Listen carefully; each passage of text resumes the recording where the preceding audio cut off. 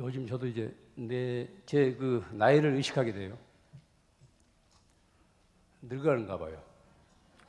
세월의 무게를 어쩔 수 없는가 봐. 그 전에 별로 생각하지 않던 일들 요새 와서 새삼스럽게 생각이 돼요. 이제서야 이제 뒤늦게 아마 철이 드는가 봐요.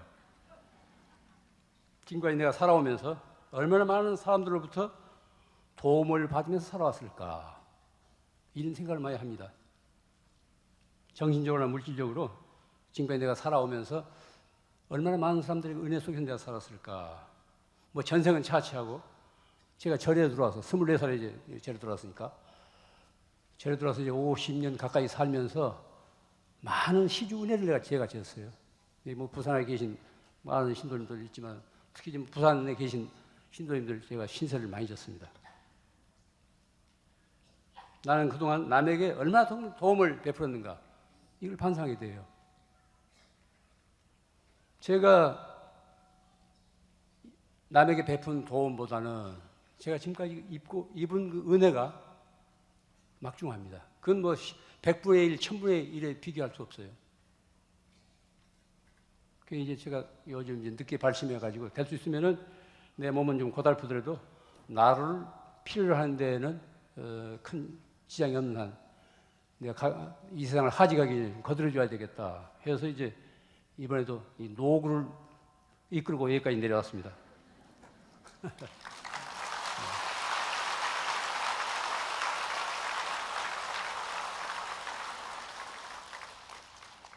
사람의 덕이란 어디서 옵니까? 그 요새를 이제 뭐 박덕한 세상이라고 그러지 않습니까? 덕을 생각하지 않아요. 그냥 눈앞 이해타산만 가지고 생각하지 이 다음을 전혀 생각하지 않습니다. 내 도움이 필요로 하는 사람들을 선뜻 도울 때, 내 도움이 필요로 하는 내 이웃을 내가 선뜻 도울 때 덕이 자랍니다. 덕의 씨앗이 움터요. 아름다운 세상이란 무슨 꽃이 만발한 세상이 아닙니다.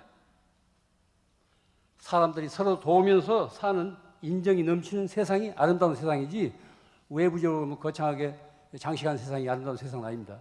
그건 빈 세상이에요. 껍질이에요. 알맹이는 그 인정으로 주고받고 넘쳐야 됩니다. 인정이 따뜻하게 오고 가야 돼요. 가슴들이 따뜻해야 됩니다. 어떤 사람도 모든 것을 혼자 해낼 수는 없습니다. 오늘 이 모임만 하더라도 많은 분들이 애를 많이 썼을 거예요. 사람은 그때그때 누군가의 도움이 필요합니다. 선뜻 나서서 도울 수 있을 때 우리들의 삶의 질이 향상돼요.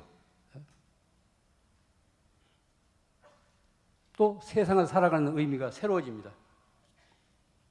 그 남 많이 도우는 사람들이 가끔 그런 그 짜증 푸념을 하는 수가 있습니다. 나는 아무개네를 끝도 없이 도우는데 그 집에서는 그냥 나를 그냥 배반하고 배망덕하더라, 이런 그 얘기를 들어 하거든. 이건 뭐 현실적으로 있습니다.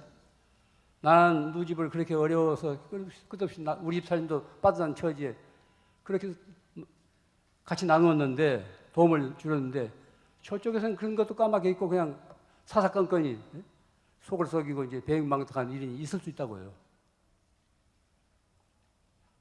나누는 일은 내 일이에요. 배망덕은 내 일이 아닙니다. 그쪽 일이에요. 근데 내가 알 바 아니라니까. 그것까지 우리가 챙기지 마세요. 그건 그 사람 일이라니까. 그 사람의 업이에요. 나는 그냥 나누는 거로 되는 거예요. 나눠주고 싶었으니까. 그렇게 마음을 가져야 됩니다. 왜 내 물건 잃고 속까지 잃어? 너무 손해가 많아요. 그러니까 생각을 그렇게 돌이켜야 돼요. 나누는 일은 내 일이고, 나 은혜를 등지는 일은 저쪽 일이기 때문에 내가 그건 내 알 바 아니다. 내 일이 아니다. 이렇게 생각하십시오. 그렇게 되면 내 덕에 손상이 없습니다. 또 남을 도울 때는 자기 생각대로만 해서는 안 됩니다. 이걸 알아두세요. 상대방의 자존심과 선택권을 존중해야 돼요. 모든 걸 내 식대로 처리하지 마십시오. 받을 쪽, 그쪽의 자존심과 선택권도 배려해야 돼요. 그가 필요한 물건이 무엇인지부터 생각해야 됩니다. 그냥 집안에 자주 남다고 해서 그냥 그걸 주워보세요. 그건 아무것도 무가치한 거예요. 버리는 거예요. 그리고 자신이 상대편을 도운다고 해서 무슨 은혜라도 베풀 수 있을 생각하지 마십시오. 그래서 불교에서는 무주상보시, 삼륜이 청정한 보시, 주는 마음이나 받는 마음이나 또 주는 물건이 다 청정해야 된다는 거. 어디에도 집착해서는 안 된다는. 그래서 이제 삼륜 청정, 삼륜 공정, 무주상보시 하지 않습니까? 그의 자존심과 선택권을 존중해 드려야 돼요. 무엇이 어떻게 필요한 건가? 그래서 아메리카 인디안, 아메리카 원주민들은 누구에게 무언가 선물을 할 때 그냥 그 집 앞에 놓아두고 간대요. 맹암을 놓거나 무슨 이런 내거나 신문사 가서 떠들지 않는데요. 우리는 지금까지 살아오면서 수많은 사람들로부터 헤아릴 수 없는 그런 많은 도움을 받아왔습니다. 이제는 우리들이 나서서 이웃에 도울 때예요. 그게 사는 일이에요. 부모의 은혜, 스승의 은혜, 이웃의 은혜, 친구들의 은혜가 얼마나 많습니까? 도와야 돼요. 남을 도와서 그 사람의 삶이 좀 더 나아진다면 내 삶의 질도 그만큼 높아지는 겁니다.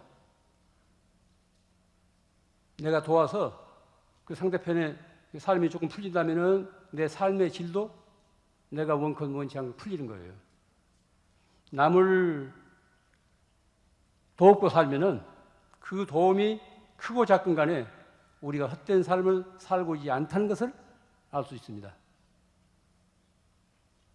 타인의 삶에 밝은 영향을 미치는 행동은 우리 자신의 삶에 그만큼 의미를 가져줘요. 의미 있는 삶이 돼야 됩니다. 뜻있는 삶이 돼야 된다고요. 자기만 하는 삶, 그것은 짐승이나 다를 거 하나 없죠. 이웃이 도움을 필요로 할 때 우리는 두 길을 선택할 수 있어요. 내 이웃이 도움을 필요로 할 때 우리는 두 가지 길에서 두 가지를 선택할 수 있다고. 하나는 모른 채예요. 나도 살기 빠듯한데 무슨 모른 채 하는 것이고, 다른 하나는 사람의 도리로 생각하고 이웃의 도리로 생각하고 선뜻 도움의 손길을 뻗치는 일입니다. 우리는 늘 그런 갈래길에 서요. 자기가 줄 때 아깝지 않은 사람 어디 있습니까? 그건 본래 자기가 생각하지 않으면 돼요. 내가 우선 맡아가지고 있는 거라고 생각하면 돼요. 관리인이라고. 아깝지만 줌으로 해서 조금씩 내 이제 마음의 문이 열린다고요. 모른 채 돌아서는 것은 인간으로 향상할 수 있는 모처럼의 기회를 스스로 내팽개치는 겁니다. 덕을 베풀 수 있는, 덕을 쌓을 수 있는 기회를 스스로 팽개치는 거예요. 선뜻 나서는 것은 지난 세월의 도움을 내가 갚으면서 내 삶을 새롭게 하는 일이에요.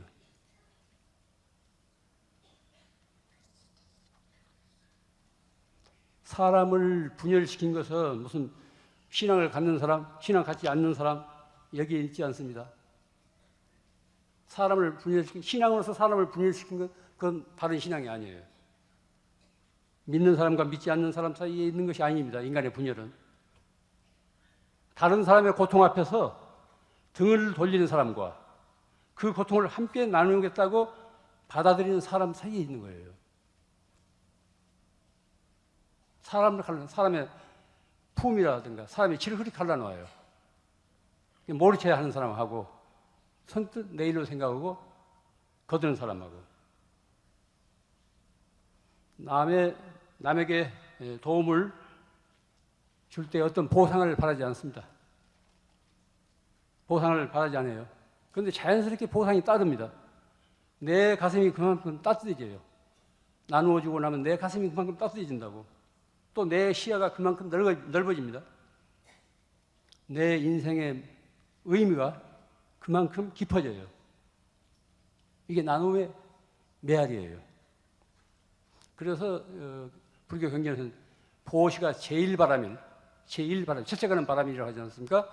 바람이란 이쪽 강에서 이쪽 언덕에서 저쪽 언덕으로 건너는 일이에요. 다시 말하면 세상을 살아가는 일입니다. 세상을 사는 일을 바람이라고 그래요.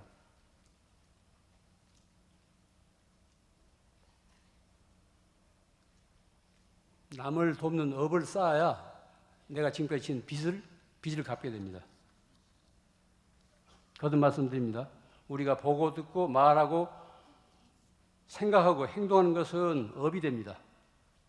그래서 업보 중생, 업보 인간이라고 하지 않습니까? 그러니까 나를 만드는 것은 순간순간 내가 무엇을 듣고 무엇을 말하고 무슨 생각을 하며 어떤 행동을 하느냐에 달려 있습니다. 남이 나를 만드는 것이 아니라 내 자신이 나를 만들어갑니다. 무슨 마음의 갈등이 있을 때 늘 그렇게 생각해요. 이것은 나를 만드는 일인가? 나를 해치는 일인가?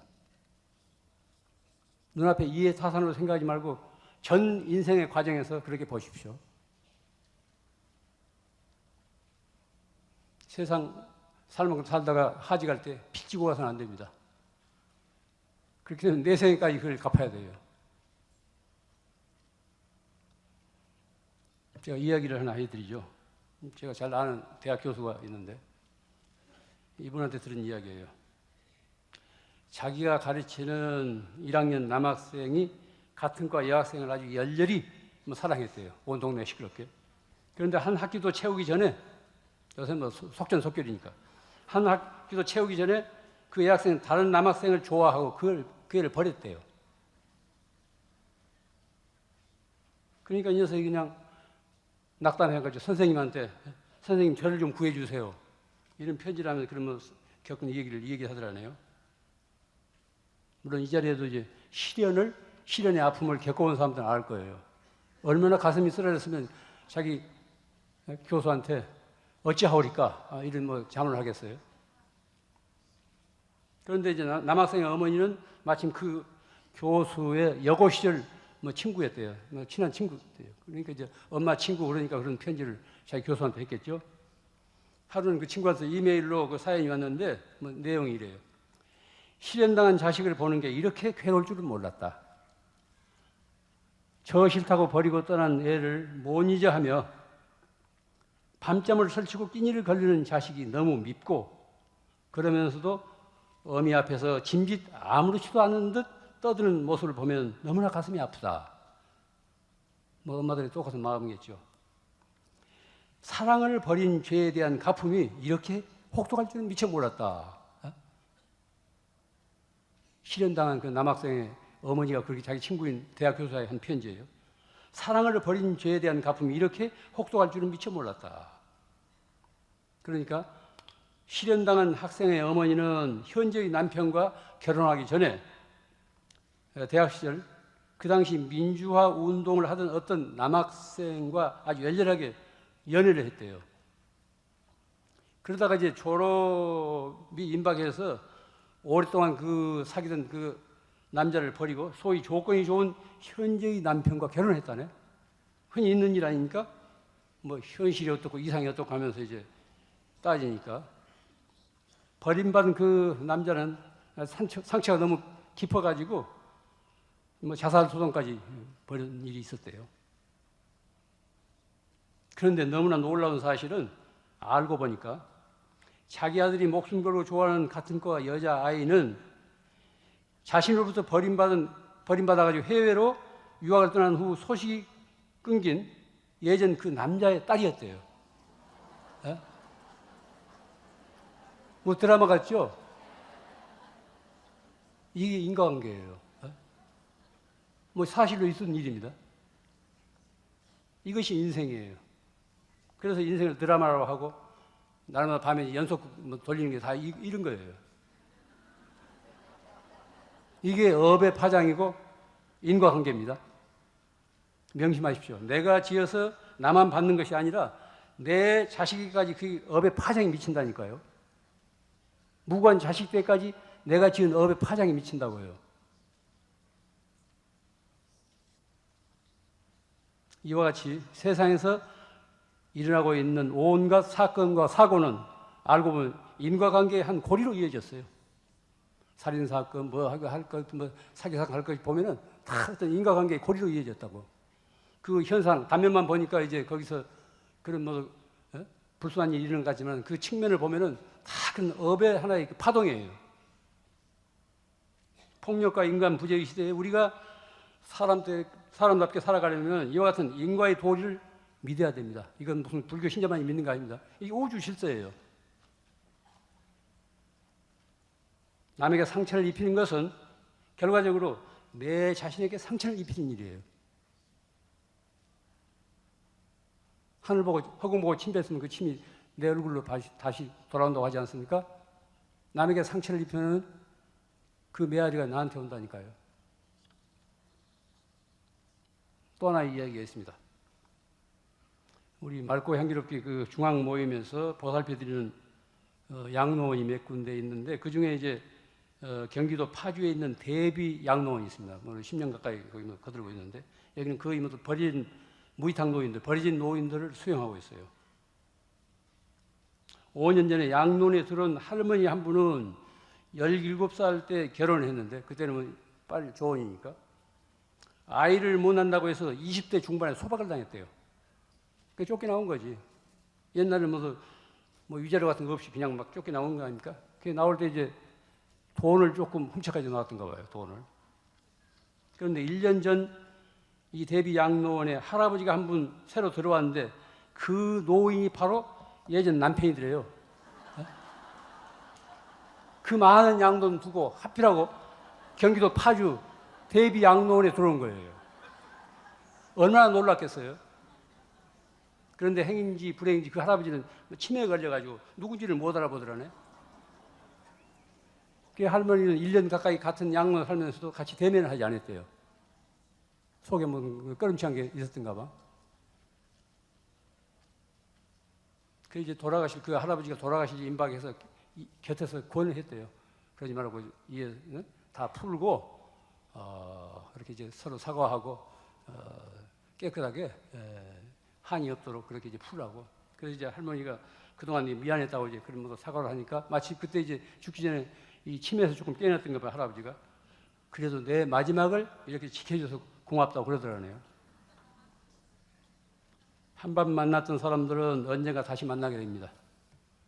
외나무다리가 됐건 양로원이 됐건 다시 만나게 돼요.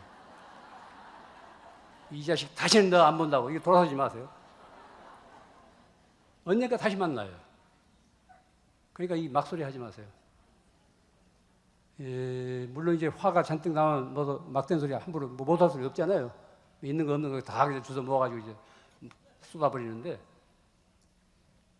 그렇게 되면 마음에 금이 가요. 마음에 금이. 그게 업이 된다니까. 내가 험한 소리 그렇게 이제 사나운 소리를 하게 되면 저쪽에 상처가 저쪽에 화살이 가기 전에 내 스스로 그 화살을 맞게 되는 거예요. 내 마음이 편치 않다니까요. 스스로 자기 가슴에 화살을 꽂는 일이에요.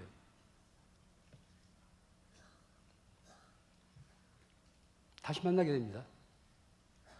다시 만날 걸 생각해야 돼요. 그렇기 때문에 우리가 하루하루 살아가는 동안 나쁜 인연 맺지 말고 좋은 인연을 맺어야 됩니다.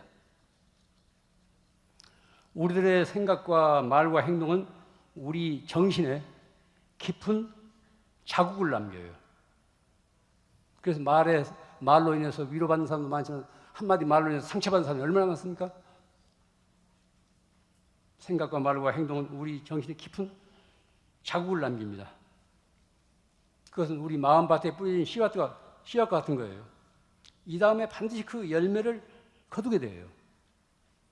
좋은 생각과 따뜻한 말씨와 착한 행동은 좋은 열매를 맺고 나쁜 생각과 가시돋친 말과 비열한 행동은 나쁜 열매를 맺게 마련입니다. 누가 그렇게 하는 것이 아니라 그게 세상의 도리고 우주의 질서입니다. 순간순간 우리들이 갖는 어떤 생각이나 염원은 우주 공간에서 두고두고 진동을 한대요. 이게 명상가들이 하는 말입니다.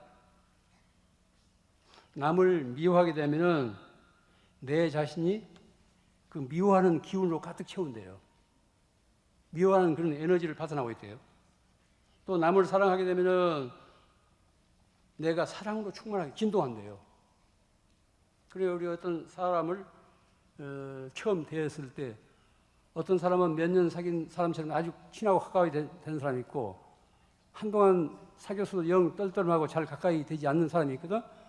이건 그 사람이 지닌 업의 파동이 그렇다는 거예요.